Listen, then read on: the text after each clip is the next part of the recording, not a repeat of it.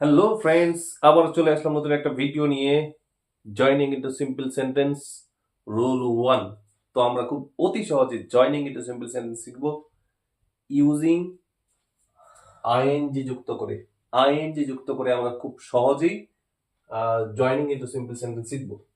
তো আমরা প্রথমে দেখে নিব, দুটো সেন্টেন্স থাকবে, দুটো সেন্টেন্সের সাবজেক্ট সেম হবে। যদি সাবজেক্ট সেম হয় তো ফার্স্ট সেন্টেন্সের ভার্বের সঙ্গে আইএনজি যুক্ত হবে, প্লাস ওই ভার্বের পরবর্তী অংশ বসে যাবে এবং দ্বিতীয় বাক্য বসবে। তো আমরা দেখে নিচ্ছি দুটো সেন্টেন্সের সাবজেক্ট কিন্তু হি। তো আমরা প্রথমে কি করব, তো একটা জিনিস মনে রাখতে হবে, সব সময় ভার্বের প্রেজেন্ট ফর্মের সঙ্গেই কিন্তু আইএনজি যুক্ত হয়। তো হি ওপেন দ্য টিফিন, হি এট, সে হচ্ছে টিফিনটা বের করলো, সে খেলো। তো কি হবে তাহলে, প্রথমে লিখে নিলাম ওপেন, এটা হচ্ছে এক নাম্বার, এর সঙ্গে আইএনজি হয়ে গেল। তাহলে opening the tiffin, comma, he ate. Opening the tiffin, he ate. মানে টিফিন বের করে সে খেল। 2 নম্বর example, the boy was tired, he went to bed. তো হচ্ছে হি আর the বয়টা সেম ব্যক্তি, এই জন্য হচ্ছে এখানে কি আছে was, তো wasটা হচ্ছে বি ভাব, তো বি প্রথমে লিখে নিলাম, আর তার সঙ্গে যুক্ত হবে আইএনজি, being tired। এবার হি মানে the boy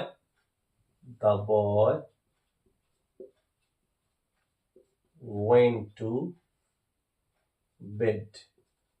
ওকে, এবার হচ্ছে I saw a snake, আমি একটি সাপ দেখলাম, I ran away, আমি দৌড়ে পালালাম। তো হচ্ছে শ এর প্রেজেন্ট ফর্ম হচ্ছে she, দুটো সেন্টেন্সের সাবজেক্ট সেম, এই জন্য হচ্ছে এই ভার্বটার সঙ্গে আইএনজি যুক্ত হবে। কোন ভার্বের সঙ্গে? ভার্বের প্রেজেন্ট ফর্মের সঙ্গে।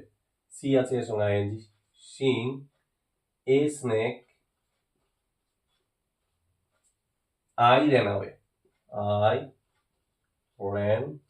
দ্বিতীয় সেন্টেন্সটা সেম বসে যাবে।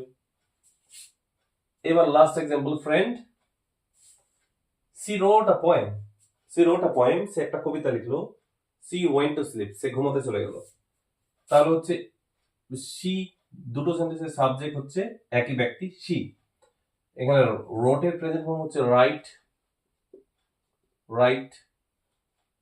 এর সঙ্গে আইএনজি যুক্ত হবে, আইএনজি যুক্ত হলে এটা হবে না, রাইটিং, তারপরে wrote এর পরে কি ছিল, এই পয়েম, রাইটিং আ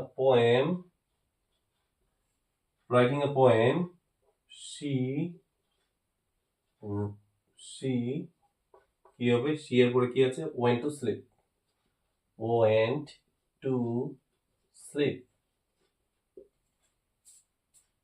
তাহলে she wrote a poem, she went to sleep, তাহলে কি হলো, writing a poem, she went to sleep, একটি কবিতা লিখে সে হচ্ছে ঘুমোতে চলে গেল। Hope you understand, friends. See you again with a new video. Thank you.